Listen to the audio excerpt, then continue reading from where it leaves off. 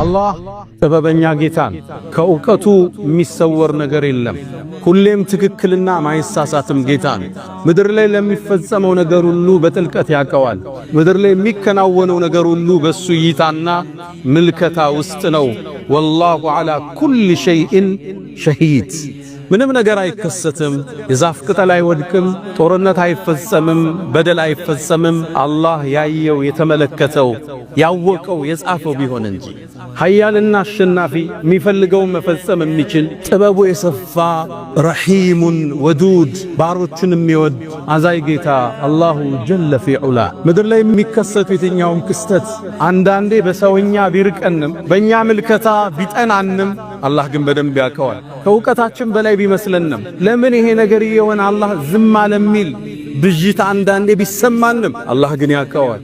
እንዲከሰት የፈቀደው እሱ ለሚያውቀው ጥበብና ጥበብ ብቻ። ምእመናን አሁን ሲጨፈጨፉ እናያለን። አገሮች ሲወድቡ እንመለከታለን። ገዛ ለኛ ምሳሌያችን ነች። ከ80,000 በላይ ቶን ቦምብ ወርዶባታል። ከ55,000 ሰው በላይ አልፈዋል። አላህ ሸሂድ አድርጎ ይቀበላቸው። በደል ለ3 ዓመት ሲፈነጭ እያየነው ነው። አላህ ያያል፣ ይሰማል። በረቀቀ ጥበቡ እያስተናገደው ለኛ እውቀት በገዘፈ መልኩ እየተፈጸመ ነው። ወልአርዱ አርዱ ምድር የሱ ነች፣ ወነሕኑ ዓቢዱ እኛ ባሮቹ ነን። ፈልየፍዓል ቢና ማ የሻ በእኛ ላይ የፈለገውን ይፈጽም። ወኢና ኢንሻአላሁ ሳቢሩን እኛም ታጋሽ ነን ይላል። ክስተት ስታይ ከእውቀትህ ሊገዝፍ ይችላል። አንዳንዴ ለምን ሆነ ልትል ትችላል። እንዴት ይሄ ሊለወጥ ይችላል ብለው ውስጥ ሊጠረጥር ይችላል። ግን ወደ አላህ መልሰው። ጥበቡ ያለ እሱ ጋር፣ እውቀቱ የረቀቀ ጥበቡ የገዘፈ በሁሉም ነገር ቻይ አላሁ ጀለ ፊ ዑላ። ሙእሚን ክስተት ሲያይ ያመናል። እንቅልፍ እያጣን ያማል። ያ ረብ ለምን የሆነ እኮ እንላለን። ግን ደግሞ በረቀቀ እውቀቱ ስር በጥልቅ እይታው ስር እንዳለ ደግሞ እናምናለን። ወይ አጉድለን እየቆነጠጠን ነው፣ አሊያም ሊያበረታን ሊያጠነክረን ነው፣ ሊያንጸን ሊቀሰቅሰን አስቧል። እሱ የሩቅ ምስጢር አዋቂ። አይዟችሁ ከእናንተ በፊት የነበሩ ትውልዶች ጉድጓድ ተቆፍሮ እሳት ውስጥ ተጨምረው እኔ እያየሁት ነበር ክስተት። እናንተን የሚመለከታችሁ ማድረግ እንጂ ውጤት የኔ ነው። የእነዛን ሰዎችን ታሪክ አላህ እንዴት ተቋጨ አልተናገርም። ምን አደረጋቸው? ባለስልጣኖችን አጠፋቸው አልተናገርም። ዓላማው እነሱን ማጥፋት አይደለም። ተውሂድ ያኔ ሰርጿል። ተውሂድ ከሞት በላይ አሸንፎ ከፍ ብሏል። ይሄን ነው ለሰሃቦች አስተማራቸው። ጽኑ፣ መንገዱ ላይ ተገኙ፣ የረቀቀውን ጥበብ ለኔ ተውታል። ዓለም ላይ የሚከሰቱት ክስተቶች ሁሉ በአላህ ዕውቀትና ችሎታ ስር ናቸው። የሚሳነው የለም። አላህ በእውቅ ጥበቡ ስር ነው ያለ። መቀየር ሲፈልገው እጽበት ለአላህ ይበቃዋል። ኩን ፈየኩን፣ ኩን ይለዋል ይሆናል። እስኪ በቁርአን መነጽር ገዛን እንመልከት። ልክ ከዓመታት ከሺህ ዓመታት በፊት ተመሳሳይ ክስተት ፈለስጢን ላይ ተከስቷል። ቡኽቱን ነሶር የሚባል አንድ ንጉሥ ገብቶ ከተማዋን አውድሟት ነበር ከሺህ ዓመታት በፊት። ታሪኩ እንዲህ ነው። አው ከለዚ መረ ዐላ ቅርየቲ ወይም ደግሞ ያ ግለሰባን በከተማዋ እንዳለፈ ወህየ ኻዊየቱን ዐላ ዑሩሽሃ አራዎቿ የፈረሱባት፣ ሕንፃዎቿ የተናዱ፣ መንገዶቿ ሁሉ የፈራረሱ። ከዛም በአግርሞት ተጠየቀ። አና ፈቃለ አና ዩሕዪ ሃዚሂላህ ባዕደ መውቲሃ። አሁን ይችን አገር ስናይ ገዛን አላህ እንዴት ነው ሕይወት እንዳዲስ ቢዘራባት፣ ፍትህ ሰፍኖ ሙእሚኑ ቀና ብሎ ወደ ድሮ ግርማዋ ትመለስን ይሆን?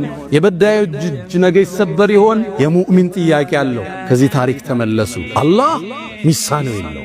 ፈለማ ተበየነ ለህ ዑዘይርም ክስተቱን አይቶ ነገሩ ሲገለጥለት ቃል አዕለሙ አነላህ ዐላ ኩሊ ሸይኢን ቀዲር።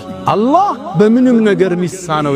ወቀመረን ሙኒራ ወሁወ አለዚ ጀዐለ አለይለ ወነሃረ ኺልፈተን ሊመን አራደ አን የዘከረ አው አራደ ሽኩራ። አሕመዱሁ ስብሓነሁ ወአሽኩሩሁ ወሚን መሳዊዕ ዐመሊ አስተግፊሩሁ ወአስተዒኑሁ ዐላ ነይሊ ሪዳ وأستمد لطفه فيما قضى. وبعد إني باليقين أشهد شهادة الإخلاص ألا يعبد بالحق مألوه سوى الرحمن من جل عن عيب وعن نقصان. وأن خير سلقه محمدا من جاءنا بالبينات والهدى رسوله إلى الثقلين بالنور والسعادة. جل الذي بعث الرسول رحيما بين الأنام محمدا وكريما. يا أيها الراجون منه شفاعة صلوا عليه وسلموا تسليما. يا نبي الله لك أحرفي رتلتها ترتيلا طوبى لشعر في مقامك قيلا صلى عليك الشعر حين نسوبه ويظل مهما قيل عنك قليلا.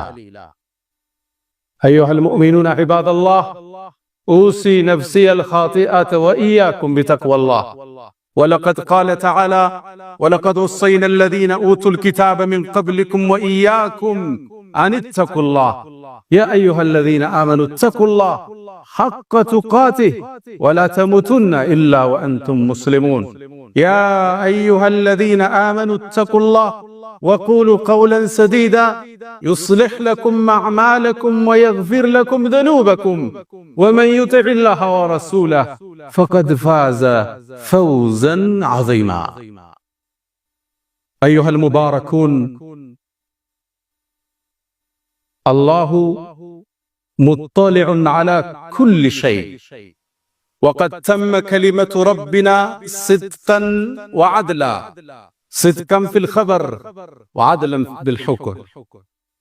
الله جل جلاله علام الغيوب، لا يحصل في ملكه شيء عبثا، وهو مطلع على كل شيء، وما تسقط من ورقة إلا يعلمها، ويعلم مستقرها ومستودعها، كل في كتاب مبين.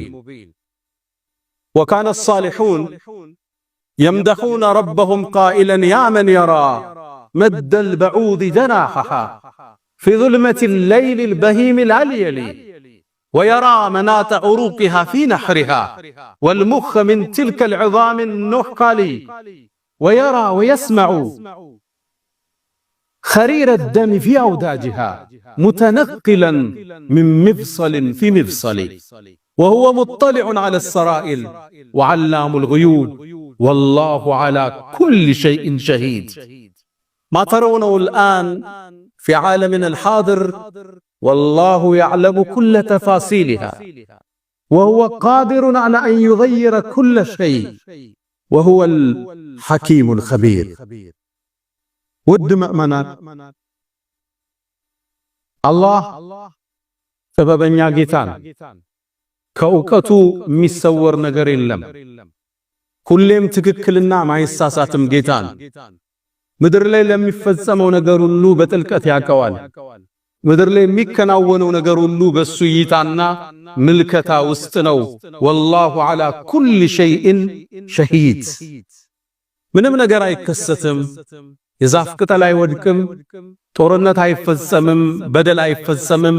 አላህ ያየው የተመለከተው ያወቀው የጻፈው ቢሆን እንጂ ኃያልና አሸናፊ፣ የሚፈልገውን መፈጸም የሚችል ጥበቡ የሰፋ ረሂሙን ወዱድ ባሮችን የሚወድ አዛይ ጌታ አላሁ ጀለ ፊ ዑላ። ምድር ላይ የሚከሰቱ የትኛውም ክስተት አንዳንዴ በሰውኛ ቢርቀንም በእኛ ምልከታ ቢጠናንም አላህ ግን በደንብ ያውቀዋል።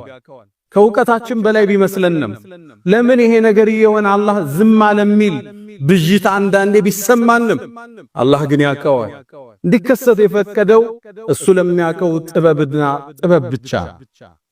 ነገሩ ሲረዝም ተስፋ የመቁረጥ ስሜት ውስጣችን ሊንጠን ይችላል። ሐታ ኢዘ ስተይአሰ ሩሱሉ፣ እኛን አይደለም ነቢያቶችን አንዳንዴ ይሄ ስሜት ሊነካቸው ይችላል። መታ ነስሩላህ፣ የአላህ ድል መቼ ነው ብለውም ጥያቄ አቅርበዋል። ኢነ ነስረላሂ ቀሪብ፣ የጌታህ ድል ቅርብ ነው በላቸው ብሎ መለሰ አላህ። ምድር ላይ የምናየው የትኛውም ክስተት ከአላህ የእውቀት ውጭ አይደለም። አላህ ለሚያውቀው ጥበቡ የተፈጸመ ነው፣ ሊቀይራቸውም አላህ ቻይ። ቁርአን የኛ የታሪክ መነጽራችን። ነቢዩና መሐመድ አለይሂ ሰላቱ ወሰላም ስለ ቁርአን ሲናገሩ እሱ የቀደምት ሰዎች ታሪክ አለላችሁ፣ መሃላችሁ ያለ ዳኝነትም እሱ ውስጥ ነው ያለ፣ የነገ የሚከሰተውም እሱ ውስጥ አለላችሁ ብለዋል። እስኪ ዛሬን በትናንትና መነጽር እንየው። ከክፍለ ዘመናት በፊት በተከሰቱ ክስተቶች ዛሬ ያለውን ክስተት እስኪልይ። ምእመናን አሁን ሲጨፈጨፉ እናያለን። አገሮች ሲወድሙ እንመለከታለን። ገዛ ለኛ ምሳሌያችን ነች። ከ80 ሺህ በላይ ቶን ቦምብ ወርዶባታል። ከ55 ሺህ ሰው በላይ አልፈዋል። አላህ ሸሂድ አድርጎ ይቀበላቸው። በደል ለ3 ዓመት ሲፈነጭ ያየነው ነው። አላህ ያያል፣ ይሰማል። በረቀቀ ጥበቡ ያስተናገደው ለኛ ዕውቀት በገዘፈ መልኩ እየተፈጸመ ነው። እስኪ ከታሪክ እናጣቅስ፣ ምሳሌዎችን ከቁርአን እናንሳ።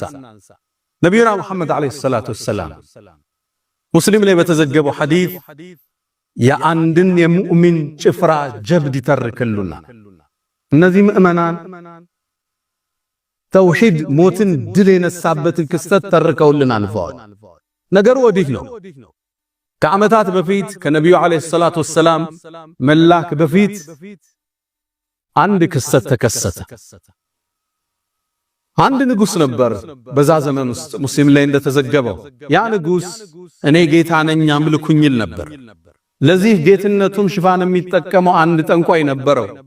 ይህ ጠንቋይ ድግምት ይነግረዋል፣ ድግምትም ይሰራለታል።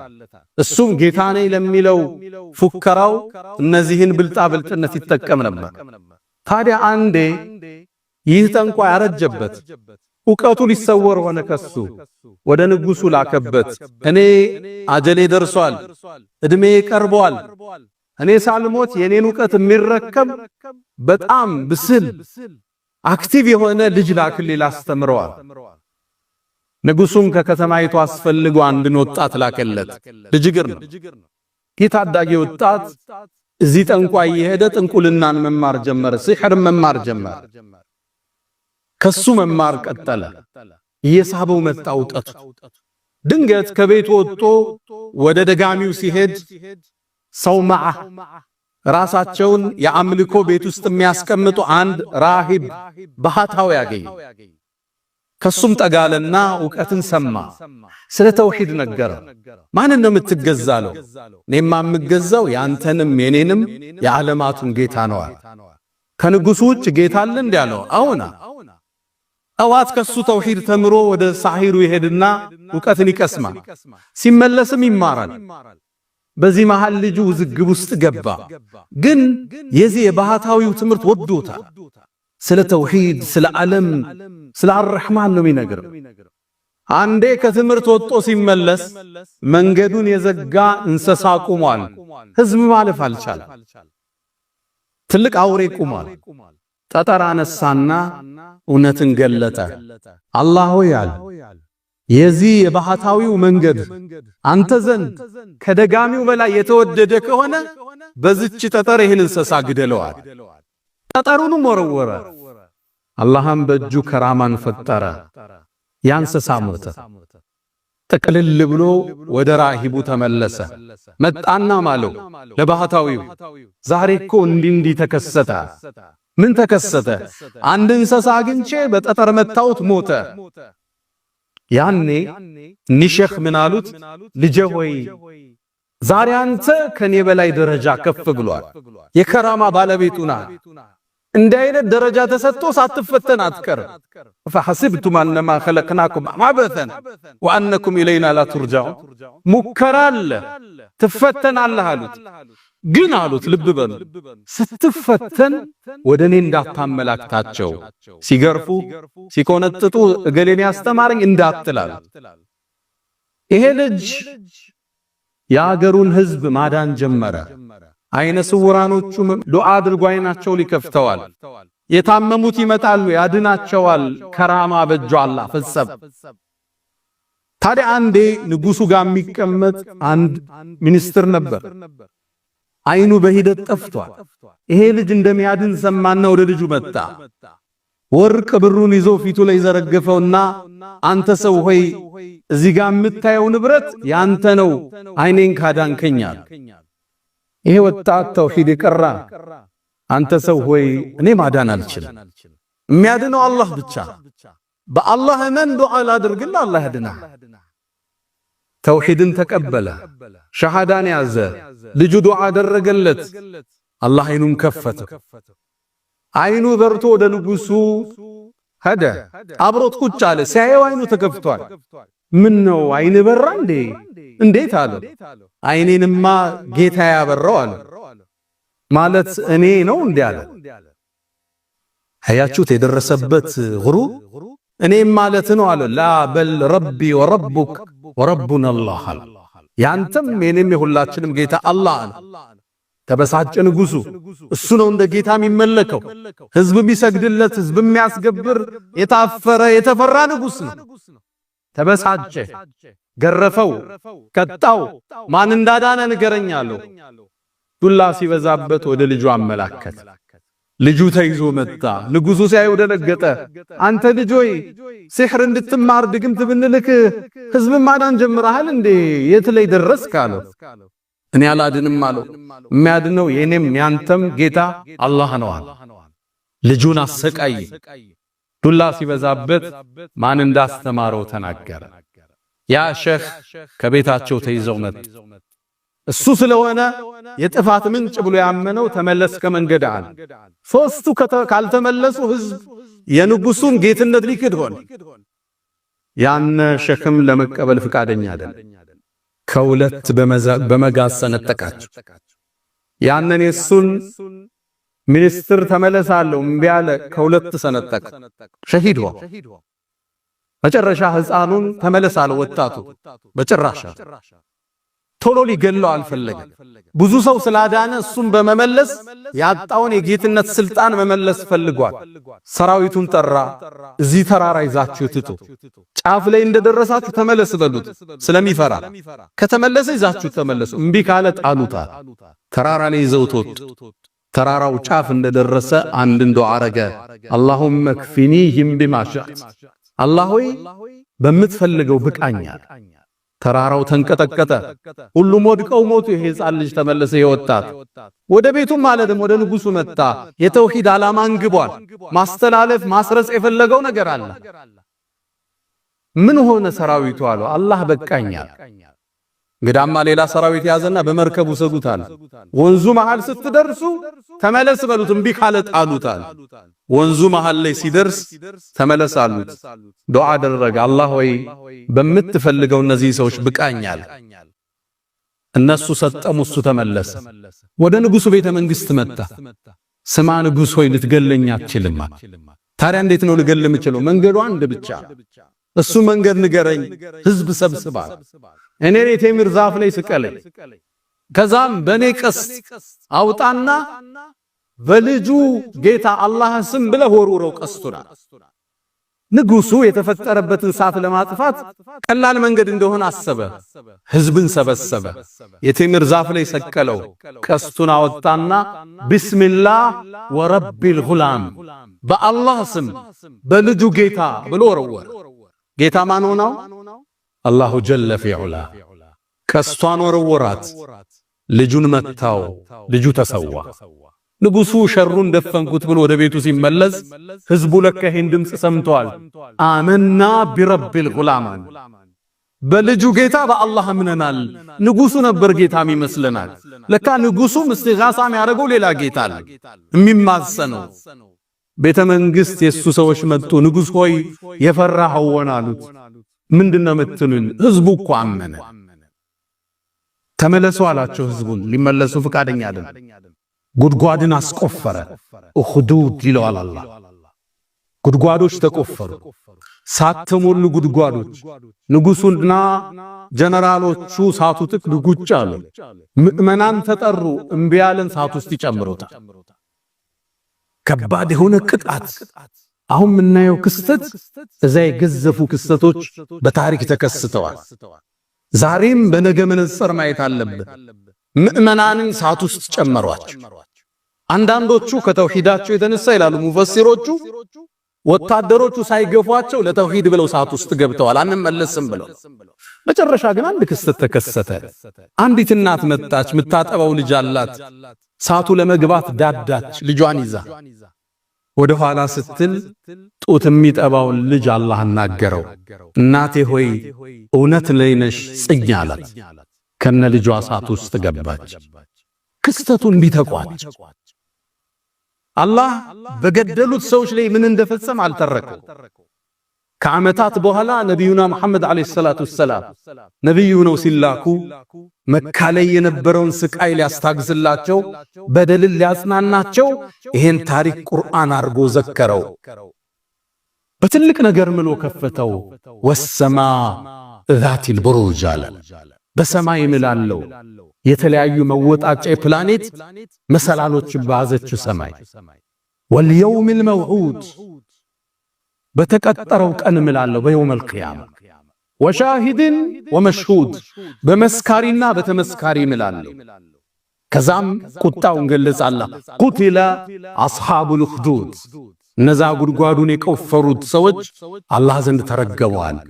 አናር ዛቲል ወቁድ የተቀጣጠለችው እሳት ባለቤት የሆኑትን ኢዝሁም ዓለይሃ ቁዑድ እነሱም በሳቷ ዙሪያ ሆነው የምእመናንን ስቃይ በተመለከቱ ጊዜ አላህ ዘንድ ተረገመዋል።